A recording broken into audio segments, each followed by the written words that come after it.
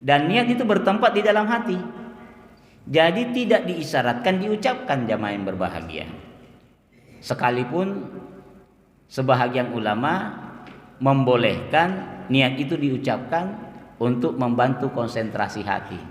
Ini sebahagian ulama ada yang mengatakan boleh.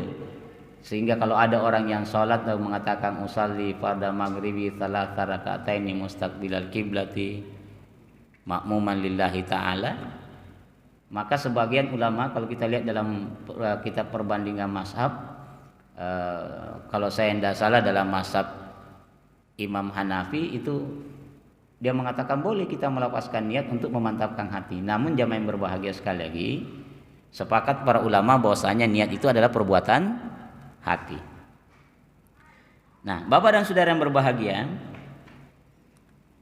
disyaratkan menentukan cara tepat ibadah yang hendak dilakukan. Jadi tidak cukup hanya dengan berniat untuk melakukan sholat secara umum, namun harus ditentukan tentang jenis sholatnya. Jadi tak kala kita mau sholat duhur, kita berniat, saya berniat sholat duhur. Tak kala kita mau sholat asar, kita berniat sholat asar. Tidak kemudian langsung saja Allahu Akbar, saya berniat sholat karena Allah. Jadi tidak seperti itu. Jadi sekali lagi disyaratkan menentukan secara tepat ibadah yang hendak dilakukannya. Jadi tak kala kita sholat, tidak hanya sekedar mengangkat takbir atau kita berniat saya sholat karena Allah. Maka sekali lagi perlu kita menentukan kita ini sholat apa. Ya, kita ini sholat apa. Jamaah yang berbahagia, tidak mungkin suatu amalan itu ada kecuali sudah didahului dengan niat. Adapun jika ada amalan yang tanpa niat, maka tidak disebut sebagai sebuah amalan, seperti amalan dari orang yang tidur atau orang gila. Sedangkan orang yang berakal tidaklah demikian, seperti beramal pasti sudah memiliki niat terlebih dahulu.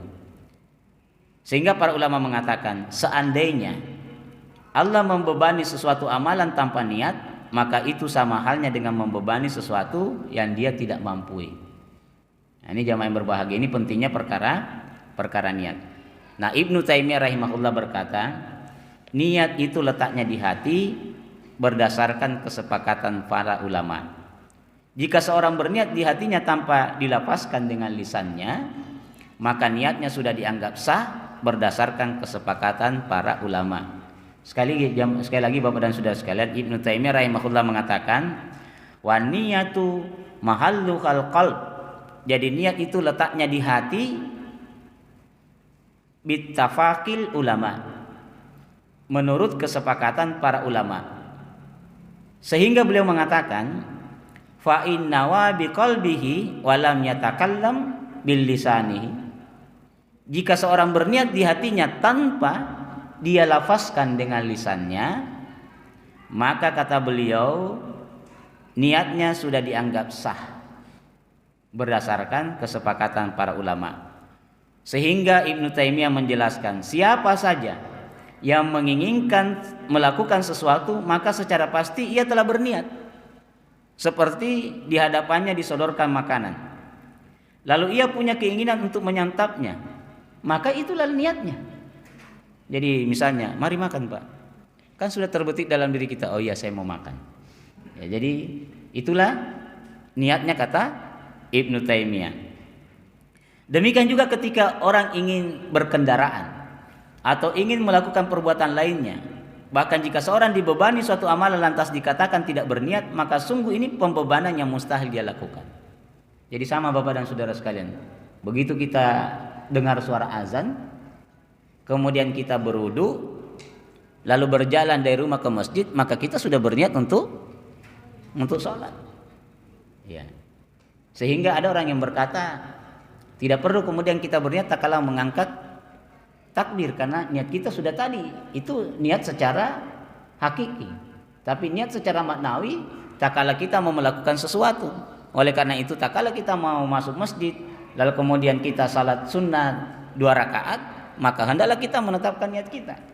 Begitu juga tak kalah kita mau salat maghrib tadi. Ya, kita harus menetapkan niat sebelum kita takbiratul ihram atau bersamaan dengan takbiratul ihramnya. Nah, Bapak dan Saudara yang berbahagia, karena setiap orang yang hendak melakukan suatu amalan yang disyariatkan atau tidak disyariatkan, pasti ilmunya telah didahulunya dengan hatinya. Inilah yang namanya niat. Ini menurut pengertian yang disampaikan oleh Ibnu Taimiyah rahimahullah. Nah, jamaah yang berbahagia, adapun pendapat ulama salaf tentang pentingnya niat dan pentingnya mempelajarinya, disebutkan Yahya bin Katsir berkata, pelajarilah niat karena niat itu lebih sampai pada amal. Demikian juga Sufyan Ats-Tsauri, dahulu orang-orang mempelajari niat sebagaimana kalian mempelajari amal. Jadi kata Sufyan Ats-Tsauri bahwa dulu orang belajar niat sebelum mempelajari tentang amalan. Nah, apa maksud Nabi SAW amalan itu tergantung dari niat?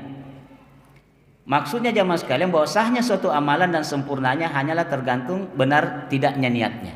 Nah, oleh karena itu apabila niat itu benar dan ikhlas karena Allah, maka akan sah pula sebuah amalnya dan akan diterima dengan izin Allah Ta'ala. Atau bisa juga maksudnya baiknya suatu amalan atau buruknya sebuah amalan, diterimanya sebuah amalan atau ditolaknya sebuah amalan, mubah atau haramnya tergantung dari niatnya. Nah, oleh karena itu jamaah yang berbahagia, sekali lagi adapun perkataan dan seseorang hanya mendapatkan apa yang dia niatkan, maksudnya di sini adalah bahwa seseorang mendapat pahala atau siksa terhadap amalnya tergantung niatnya.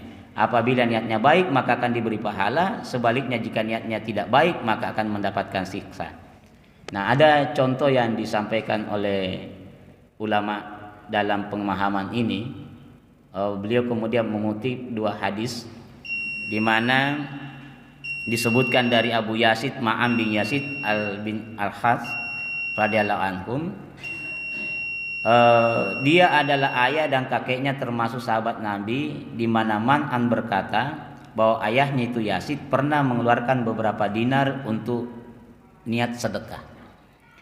Kemudian bapaknya ini meletakkan uang tersebut di sisi seseorang yang ada di masjid. Maksudnya ayahnya mewakilkan sedekah tadi kepada orang yang ada di masjid tersebut. Lantas Ma'an pun mengambil uang tadi, lalu ia menemui ayahnya dengan membawa uang dinar tersebut. Kemudian Yazid berkata, sedekah itu sebenarnya bukan kutujukan kepadamu. Ma'an pun mengadukan masalah tersebut kepada Nabi Sallallahu Alaihi Wasallam. Jadi Yazid ini titip uangnya untuk disedekahkan di masjid kepada seseorang. Terus kemudian datanglah anaknya, diberikan sedekah itu. Lalu kemudian Ma'an ini anaknya Yazid ketemu sama bapaknya. Dia bilang, ini ada sedekah yang saya dapat. Lalu Yazid berkata, sedekah itu sebenarnya saya tidak tujukan untuk kamu. Lalu kemudian Ma'an menghadap kepada Nabi Sallallahu Alaihi Wasallam. Lalu Nabi bersabda, laka manawaita ya Yazid, engkau dapati apa yang engkau niatkan wahai Yazid, walaka ma'ahasta ya Ma', sedangkan wahai Ma'an engkau boleh mengambil apa yang engkau dapati. Nah, ini jamaah yang berbahagia. Jadi sekali lagi, tak kala kita meniatkan sesuatu, lalu kemudian yang kita niatkan itu secara umum, kita tidak tujukan untuk siapa-siapa, maka kata Nabi, engkau dapati apa yang engkau niatkan. Jadi jamaah yang berbahagia, kalau misalnya kita berniat bersedekah, ternyata orang itu penipu, maka kita sudah dapatkan pahala kita, dan dia mendapatkan dosa karena tipuannya. Jadi jangan sampai kemudian menyesal saya kasih dia karena tipu. Katanya kita niatkan tadi memang untuk membantu orang lain. Jadi hadis ini menunjukkan bahwa setiap orang akan diganjar sesuai dengan apa yang dia niatkan, walaupun realitasnya yang terjadi ternyata menyelisih apa yang dia maksudkan. Termasuk dalam sedekah, meskipun menerima sedekah itu bukan orang yang berhak. Ya, bukan orang yang berhak. Nah, ini jamaah yang berbahagia. Selanjutnya hadis kedua dari Aisyah radhiyallahu anha, yang berkata, Nabi SAW bersabda, akan ada satu kelompok pasukan yang hendak menyerang Ka'bah. Kemudian setelah mereka berada di suatu tanah lapang, mereka semuanya dibenamkan ke dalam perut bumi dari orang pertama hingga orang yang terakhir. Lalu Aisyah berkata, wahai Rasulullah, bagaimana semuanya dibenamkan dari yang pertama sampai yang terakhir, sedangkan di tengah-tengah mereka terdapat para pedagang serta orang-orang yang bukan termasuk golongan mereka tidak berniat untuk menyerang Ka'bah. Tapi kemudian Allah Subhanahu wa taala menenggelamkan semuanya. Maka Nabi menjawab, mereka semuanya akan dibenamkan dari yang pertama sampai yang terakhir, kemudian nantinya mereka akan dibangkitkan sesuai dengan niat mereka. Nah, ini jamaah yang berbahagia. Kalau suatu ketika terjadi laknat di sebuah tempat, misalnya datang bencana tsunami seperti di Aceh, karena bencana itu tidak akan datang kecuali kemudian kita tetap menegakkan amar ma'ruf nahi mungkar. Nah, begitu datang musibah karena laknat dari Allah Subhanahu wa taala, maka tak kala datang semua orang kena. Apa dia orang beriman atau dia orang jahil? Kemudian yang menentukan tak kala dibangkitkan oleh Allah Subhanahu wa taala berdasarkan dengan niat mereka masing-masing. Nah, inilah jamaah yang berbahagia, pentingnya kita membicarakan tentang amalan niat. Saya kira sampai di sini dulu pembahasan kita. Kita berikan kesempatan kepada jamaah sekalian untuk bertanya tentang suatu masalah. Kemudian sekali lagi ini pentingnya kita berbicara tentang niat. Anas bin Malik berkata, "Man talabal ilmi, barang siapa yang menuntut ilmu, liyujariya bihi ulama, hanya karena ia ingin digelar sebagai seorang ulama, ataukah kemudian mempelajari ilmu ini karena ingin berdebat dengan orang bodoh, ataukah kemudian supaya dia dipandang manusia dia sebagai orang yang hebat, maka Allah akan memasukkan dia ke dalam neraka." Ini bahayanya jemaah sekalian. Jadi siapa yang menuntut ilmu hanya karena ingin digelar sebagai ulama, atau ingin sengaja memang mempelajari ilmu karena ingin berdebat dengan orang-orang bodoh, ataukah ingin dipandang sebagai orang terhormat di tengah-tengah masyarakat, maka dia akan dimasukkan oleh Allah Subhanahu wa taala ke dalam neraka. Ini bahayanya jamaah sekalian kalau kemudian niat kita keliru di dalam melakukan sesuatu. Saya kira demikian jamaah yang berbahagia.